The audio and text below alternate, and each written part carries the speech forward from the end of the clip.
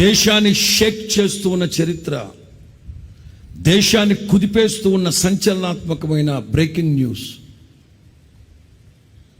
ఎన్నో ఆశలతో కలలుగన్న ఒక ఆడకూతురు వైద్య వృత్తిని ఏర్పాటు చేసుకొని 36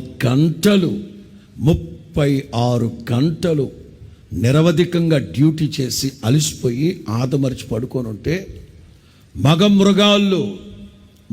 మృగాళ్ళు ఒక్కళ్ళ ఇద్దరా? మగ మృగాళ్ళు. మనుషులు మంచివాళ్లే, వాళ్ళు చేసే క్రియలను బట్టి వాళ్ళని రాక్షసులు అంటున్నాం, దుర్మార్గులు అంటున్నాం, సాతాను అంటున్నాం.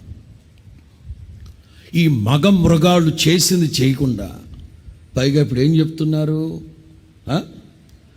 ఆ హాస్పిటల్లో భయంకరంగా అవయవాలు అమ్ముకు తింటున్నారట.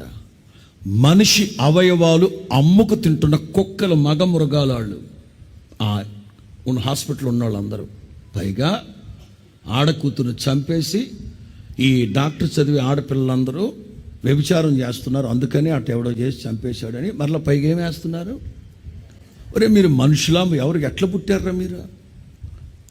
సిగ్గు చేత తల దించుకుంటుంది దేశం. యావత్ దేశాన్ని కుదిపేస్తున్న వార్త. మనుషులు మంచోళ్లే, వాళ్ళు చేసే క్రియలు